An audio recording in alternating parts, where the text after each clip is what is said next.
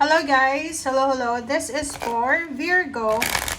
Virgo, welcome dito sa aking channel, Kapalaran 888. Titingnan natin yung weekly tarot reading mo guys. So this is from March 23 to 29. Tama ba? 23, 24, 25, 26, 27, 28, 29. Okay, Virgo, number 12, number 3. A blessing for a mother. Wow! Sinasabi ng bara sa'yo dito, Virgo, na you are lucky for having a good mother, supportive mother. You're lucky if you are a mother, you're lucky to be the mother of your kids, parang ganon. And you are blessed sa pagiging babae. Okay, thank you. Let's check.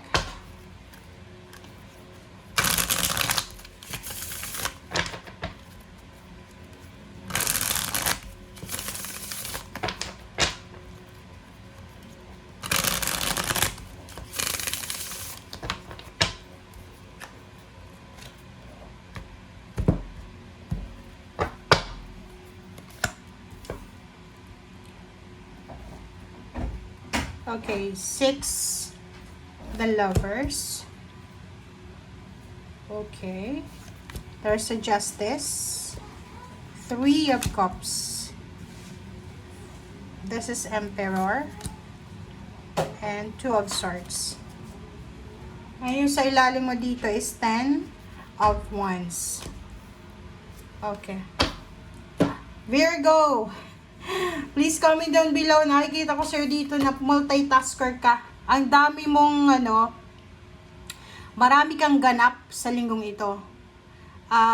Sobra-sobra yung obligations, duties and responsibilities mo. So, from Monday, so this Monday is 23, 24, 25, 26, 27, 28, 29. So, marami kang gagawin or ginagawa sa linggong ito. So, napaka-workaholic mo, multitasker. And, nakikita ko sa'yo dito, there's a parang engagement na posibleng mangyari. There's a contract signing, there's a marriage or wedding na posibleng mangyari. There's a contract signing dito. Hindi ko alam kung ano. So, yung iba pwedeng yun may kasal, celebrating their wedding. Pwedeng yung iba lilipat ng bahay, lilipat ng trabaho. So, there's a new contract signing. Okay? So, nakikita natin, you are super happy. You're super happy, you're super contented, you're super victorious sa linggong ito. Nakikita mo, ang daming rason. Marami kang rason para maging masaya. Okay? Or maraming ganap this week. Pwedeng may reunion, ganyan-ganito. And nakikita ko sa'yo dito, possible na may mag-o-offer sa'yo ng promotion. Like for example lang, may Virgo dito na o-offeran ka ng mataas ng posisyon or pwedeng o-offeran ka ng bagong trabaho, bagong team. And nakikita ko sa'yo dito na magdadalawang isip ka. Hindi ka masyadong interesado sa kung ano man na offer na to. Ang iba sa inyo dito, this is family obligations. So, you're busy para sa pamilya mo. And siguro yung iba walang trabaho. Magpa-file ka ng leave or ganyan. Kasi focus ka sa pamilya mo, focus ka sa mother mo, or if you're a mother, focus ka sa anak mo. Alright, so let's check. Ano pa ba?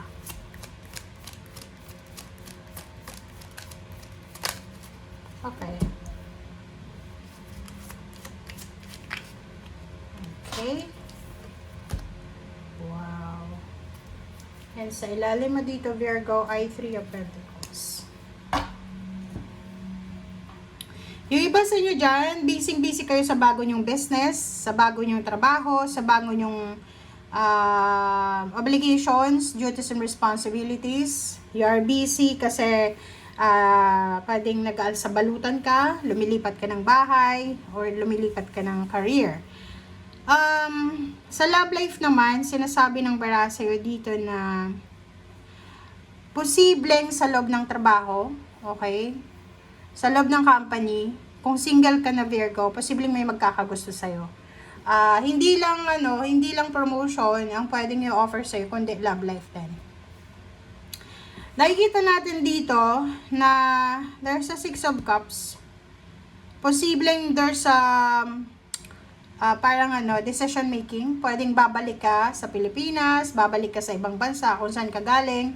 Pwedeng babalik ka sa dati mong trabaho. So, you're going back.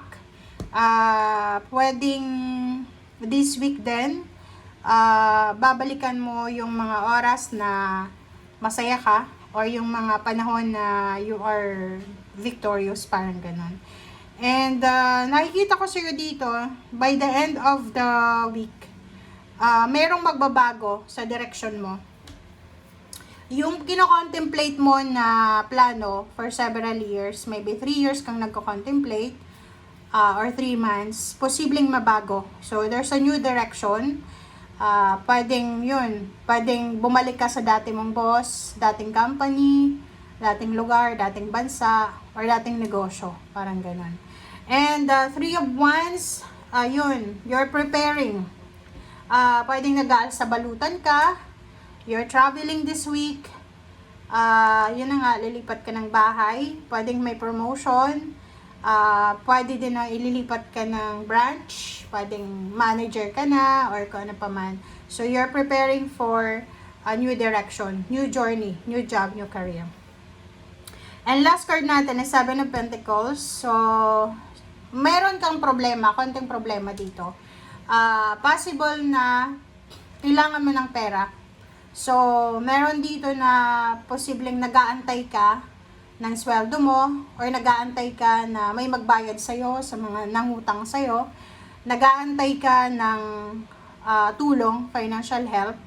And nakikita ko sa'yo dito, yung iba sa inyo, hindi naman lahat, yung iba, hindi kayo makapag-desisyon because you're waiting for this one, for the help. Or you're waiting for this lump sum of money. Pwedeng late yung sweldo mo, or pwedeng yung nangako sa'yo na magbabayad ng utang, until now you're waiting sa linggong ito. Pero there's a celebration. There's a celebration of success. Ang problema lang, you're waiting for money. Wala kang masyadong hawak na pera. Hindi masyadong malaki, parang ganon. Hindi masyadong malaki yung salapik na hawak mo. Okay? Alright guys, so kung makikita mo dito, sa ilalim pala, sorry. Meron dito na Virgo na you're planning to start a business or you're planning to parang new direction, change of career. Pwedeng empleyado ka tapos nagkapag-desisyon ka na mag-business na muna, parang ganun. So, nakikita ko na you're processing for the documents. Parang ganun. You're preparing for the documents or you're planning to get married, planning to work abroad, or kung nasa abroad ka na, mag-for good ka, or mag-change ka ng country. So, nakikita natin dito na marami kayong pinaplano. Tingnan nyo guys, oh. Nakikita nyo ba? And this one, pwedeng bibili ka ng lupa. Like this one. Pwedeng bibili ka ng lupa. So, kailangan mong pumirma ng papeles. Sa direksyon naman, sa direksyon ng buhay mo, bago, eto. And kung makikita mo dito, sa 3 of Wands na to, nakikita ko, kung nasa ibang bansa ka, especially nasa Middle East ka, pwedeng sa linggong ito, kailangan mong mag-decide. Okay? Pwedeng gusto mo nang umuwi, pansamantala sa Pilipinas, or posibleng gusto mong lumipat ng ibang mas mayaman na bansa, like America, parang gano'n. Yung 7 of Pentacles dito, if you are working sa abroad, especially sa lugar na mataas yung sweldo mo, isa yun sa kino-consider mo, kaya ka hindi makapag-desisyon. Like dito, tingnan mo, parang halimbawa, doon sa mga nasa lugar na may gulo, may kaguluhan, sa biringan. Okay? So, kung meron ka dito na parang nako-confuse ka, 'di ba? Confuse ka. So, sinasabi ng bala sa'yo dito, pera yung rason, bakit ka confused? Gusto mo munang magpahinga, umuwi ng Pilipinas, or lumipat ng bansa, pero kino-consider mo na pag umalis ka dyan sa bansang yan, paano na lang yung datong, yung pera? Parang pakiramdam mo kasi, dyan ka stable eh. 'Di ba? So, but by the end of the month of March, going to April, you will, parang mag-aal sa balutan ka na. You will decide. Okay? Thank you guys. Bye!